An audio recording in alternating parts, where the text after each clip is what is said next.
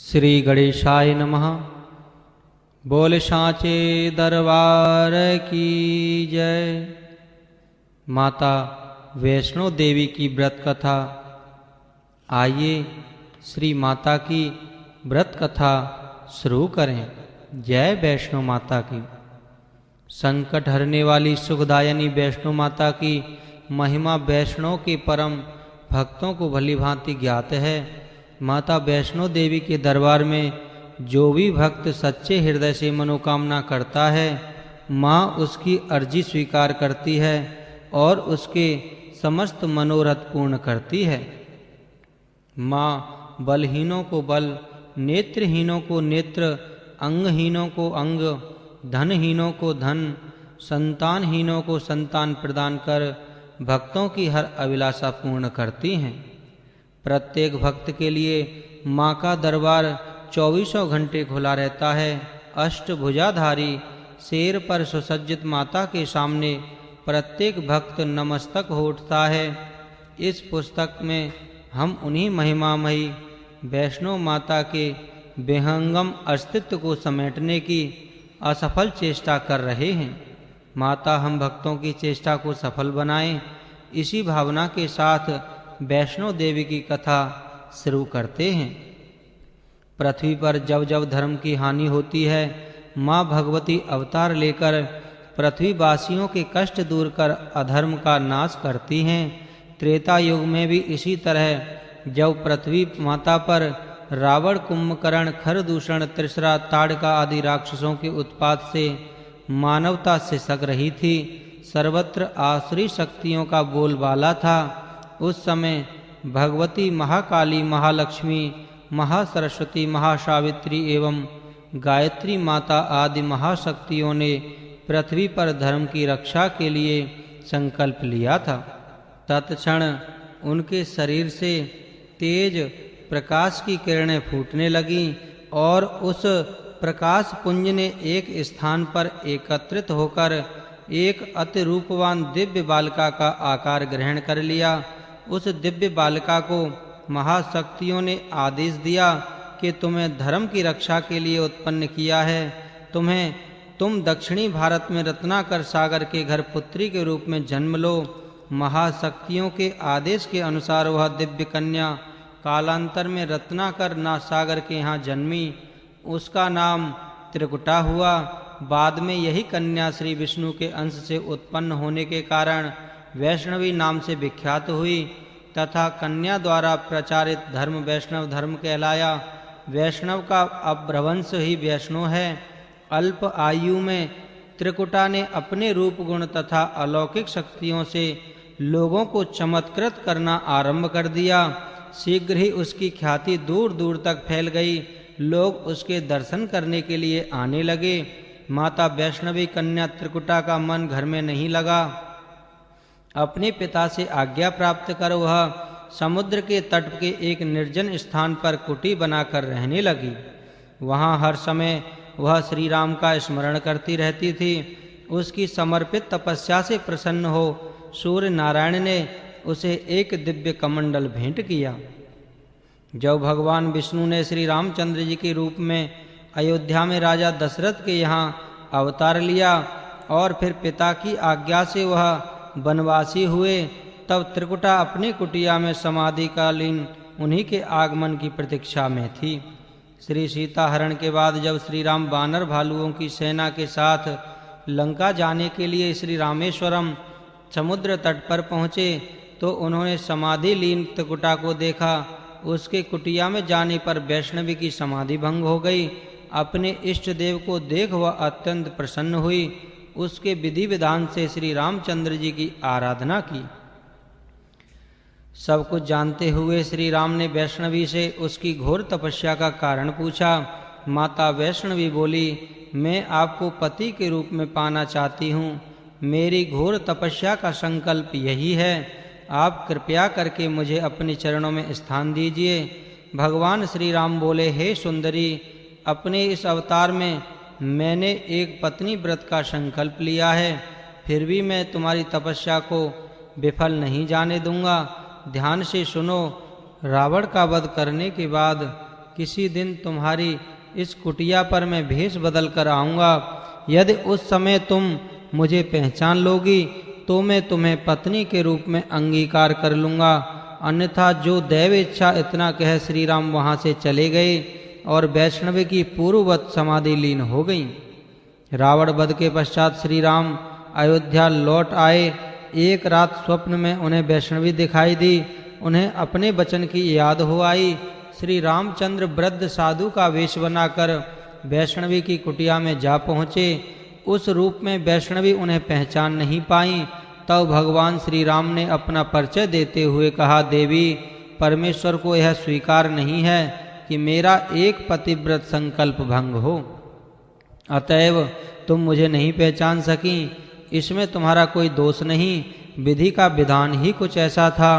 श्री रामचंद्र जी के मुख से निकले इन शब्दों को सुन वैष्णवी व्याकुल हो उठी और पश्चाताप करने लगी। तब भगवान श्री राम ने उन्हें आश्वस्त करते हुए कहा, हे कल्याणी, दुख मत करो। कलयुग में मैं कल्की का अवतार ग्रहण करूँगा, तब अपनी शक्ति के रूप में मैं तुम्हारा वर्ण करूँगा।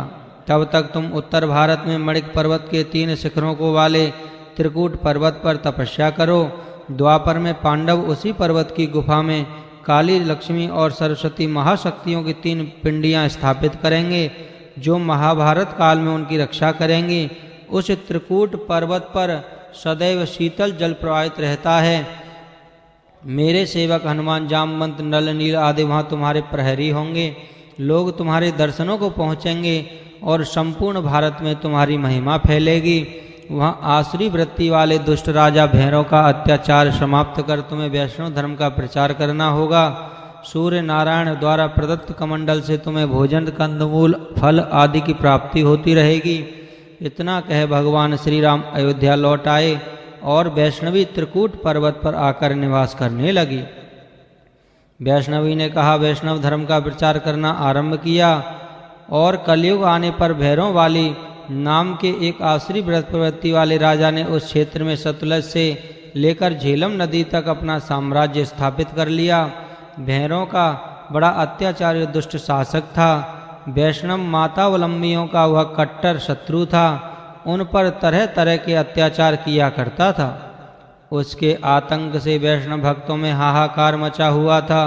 वैष्णवी देवी ने यह देखा तो उनको भैरव बलि के विरुद्ध सभा वैष्णव भक्तों को एकजुट कर भगवत भक्ति के प्रचार प्रसार का आंदोलन तीव्र कर लिया।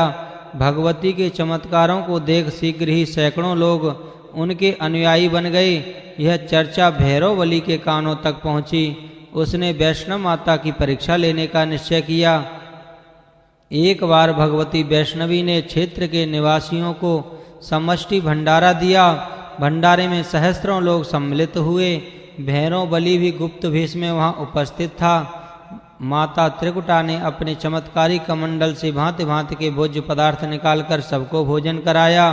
देवी के चमत्कार एवं सौंदर्य पर भैरव बलि आसक्त हो गया। उसने मन ही मन निश्चय किया कि वह इस सुंदरी को अपनी पत्नी बनाएगा। वहाँ से लौटकर भैरव बलि ने भगवती के पास विवाह का प्रस्ताव भिजवाया, लेकिन माँ भगवती ने उस प्रस्ताव को ठुकराते हुए उसके दूत को उत्तर दिया कि हे भैरव बलि अत्याचारी और अधर्मी है, मैं उसका सर्वनाश करके रहूंगी। माता भगवती की अस्वीकारोक्ति जान भैरव बलि क्रुद्ध हो गए। उसने भगवती से युद्ध करने की ठान ली। भगवती ने अपने अनुयायी सैनिकों की व्यूहरचना कर भैरव बलि को कठोर दंड देने का निश्चय कर लिया। कुछ समय बाद भैरव के सैनिकों ने भगवती पर आक्रमण कर दिया। भगवती ने उसकी सैनिक क्षमता को नष्ट कर दिया। उसके बाद माँ भगवती माई देवा नामक स्थान को छोड़कर भूमिका भूमा नामक स्थान पर चली गईं। भैरव बलि ने भूमा पर भी देवी को ढूंढ निकाला और वहाँ अपनी एक सैनिक टुकड़ी को वहाँ चढ़ाई करने का आदेश दिया, किंतु भगवती ने उसे भी पराजित कर दिया। उन्हीं दिनों दिन देवी ने रियासी तथा सलाल नामक स्थानों को भैरव बलि के आतताई नियंत्रण से मुक्त करवा लिया। थोड़े दिनों के बाद देवी ने भूमिका नामक स्थान को छोड़ चरण पादुका आदि कुमारी स्थान पर शिविर लगाया और कुछ दिनों वहाँ रहीं। आदि कुमारी में वैष्णवी ने अपने सैनिकों का जल कष्ट दूर करने के लिए एक सूखे हुए तालाब को सुस्वादु जल से परिपूर्ण कर दिया, जो अभी तक विद्यमान है। भैरव बलि ने इस बार अपने सैनिकों के साथ 3 और से चढ़ाई की। परस्पर घोर युद्ध हुआ। उसमें भैरव के 2 प्रधान सेनापति एवं सैकड़ों सैनिक मौत का निवाला बने। इसके बाद भगवती ने गर्भ गुफा में आसन जमाया और वहीं युद्ध का संचालन किया। इस स्थान पर कई दिनों तक भैरव बलि और भगवती के सैनिकों में युद्ध चलता रहा। आदि कुमारी के पश्चात सांझी छत्र तथा भैरव टाप पर भैरव को इतनी तगड़ी पराजय मिली कि कुछ दिनों के लिए उसे युद्ध बंद कर देना पड़ा। इसी बीच माँ भगवती ने किश्तवाड़, रामनगर तथा भद्रवाह आदि अनेक स्थानों को भैरव बलि के साम्राज्य से मुक्त कर पिंगला, राजेश्वरी आदि देवियों को इन स्थानों का शासन करने के लिए नियुक्त किया। भैरव बलि का साम्राज्य अब केवल सतलज के आसपास सिमट कर रह गया था। अब नए सिरे से अपनी सेना के गठन में लगा हुआ था। इसी बीच भगवती वैष्णो उस गुफा में जाकर निवास करने लगी, जिसे आज वैष्णो देवी दरबार के नाम से पवित्र गुफा कहा जाता है, और जिसमें रहकर तपस्या करने के लिए श्री राम जी ने भगवती को आदेश दिया था। फिर एक दिन भैरव ने उस गुफा पर आक्रमण कर दिया। जिस समय उसने गुफा के अंदर प्रवेश करना चाहा, उसी समय माँ भगवती ने अपनी खड्ग ने उसका सिर काट डाला। भैरव बलि का उस स्थान से लगभग 2 मील दूर जाकर गिरा और धड़ वहीं गुफा के बाहर द्वार पर ही पड़ा रहा। इसके पश्चात वैष्णो देवी भैरव के कटे मस्तक के निकट जा पहुंची और बोली, अरे दुष्ट, इतने दिन में तुझे खेल खिलाती रही, किंतु तू अपनी दुष्टता से बाज नहीं आया। अब यह दशा प्राप्त करने के पश्चात तेरी कोई अंतिम इच्छा रह गई हो तो कह। माता के ऐसे वचन सुन भैरव बलि पश्चाताप से रो उठा और बोला, हे देवी, माया से ग्रस्त में मूढ़ आपकी महिमा को नहीं समझ सका। उसकी सजा मुझे प्राप्त हो चुकी है। मेरी प्रार्थना है कि आप मेरे अपराधों को क्षमा कर दें। हे माता, पुत्र भले ही कुपुत्र हो जाए, किंतु माता कभी कुमाता नहीं होती। मुझे शरणागत जानकर सद्गति प्रदान करें और आशीर्वाद दें कि मुझे पापी को संसार में यश प्राप्त हो। भैरव के पश्चाताप में डूबे विनीत वचनों को सुन देवी दया से भर उठी और बोली, हे भैरव, अंतःकरण से प्रकट प्रायश्चित से तुम्हारी आसुरी भावना नष्ट हो चुकी है। मैं तुम्हें आशीर्वाद देती हूँ कि भविष्य में मेरी पूजा के बाद लोग तुम्हारी पूजा किया करेंगे। जो भक्त इस स्थान पर मेरे दर्शन को आएंगे, बाद में वे तुम्हारे भी दर्शन किया करेंगे। उससे उनकी यात्रा सफल होगी। भैरव को यह वर दे भगवती पवित्र गुफा में विराजी और भगवान श्री राम के ध्यान में समाधिस्थ हो गईं। भैरव के धड़ व मस्तक जहाँ गिरे थे वहीं पत्थर के बन गए। बाद में मस्तक वाले स्थान पर मंदिर बनवा दिया गया। भगवती वैष्णवी की गुफा में दर्शन करने वाले भक्त माता के दर्शन के बाद लौटते समय भैरव मंदिर के भी दर्शन करते हैं, परंतु माता के दर्शन से पहले भैरव के दर्शन नहीं किए जाते। माता भगवती अपनी पवित्र गुफा में समाधि लीन हो भगवान श्री राम का स्मरण कर रही हैं और कल के अवतार की प्रतीक्षा में हैं। पवित्र गुफा में प्रतिष्ठित 3 पिंडियां भगवती महाकाली, महालक्ष्मी, महासरस्वती की प्रतीक हैं। भगवती वैष्णवी सीता माता के अंश से उत्पन्न हुई हैं, अतः वे भगवती महालक्ष्मी की ही प्रतिरूप हैं।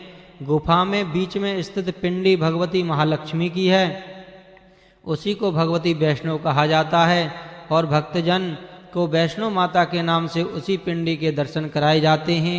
वैष्णव शब्द वैष्णवी का अभ्रंश है, बिगड़ा रूप है। क्षेत्रीय भाषा के अनुसार भक्तजन वैष्णवी को वैष्णव पुकारने लगे हैं। धीरे धीरे यही नाम प्रसिद्ध हो गया। जो श्रद्धालु भक्त वैष्णो देवी के दर्शन को जाते हैं, माँ भगवती उनकी सभी मनोकामनाएं पूर्ण करती हैं। भगवती को प्रतीक्षा है जब भगवान विष्णु कल की अवतार ग्रहण करेंगे, उस समय यही भगवती वैष्णो देवी उसकी प्रधान शक्ति बनेंगी। उस समय वे दुष्टों का संहार कर संसार में धर्म की स्थापना तथा अधर्म का नाश करेंगी। बोलो सांचे दरबार की जय, बोलो भगवती वैष्णो माता की जय। भेंट हमारी तुच्छ है, करो मात स्वीकार। हम अज्ञानी भक्त जन करते तुझसे प्यार। आइए हम सब मिलकर के माता जी की आरती करें। श्री अम्बे जी की आरती करें। जय माता दी। अम्बे तू है जगदम्बे काली, जय दुर्गे खप्पर वाली, तेरे ही गुण गाएं भारती। ओ मैया हम सब उतारें तेरी आरती। तेरे भक्त जनों पे माता भीड़ पड़ी है भारी, दानव दल पर टूट पड़ो माँ, दानव दल पर टूट पड़ो माँ, करके सिंह कवारी। 100 सिंहों से है बलशाली, है 10 भुजाओं वाली, दुखियों के दुखड़े निवारती। ओ मैया हम सब उतारें तेरी आरती। अम्बे तू है जगदम्बे काली, जय दुर्गे खप्पर वाली, तेरे ही गुण गाएं भारती। ओ मैया हम सब उतारें तेरी आरती। माँ बेटे का है इस जग में बड़ा ही निर्मल नाता, पूत कपूत सुने हैं पर पूत कपूत सुने हैं पर ना, माता सुनी कुमाता सब पे करुणा दर्शाने वाली, अमृत बरसाने वाली, दुखियों के दुखड़े निवारती। ओ मैया हम सब उतारें तेरी आरती।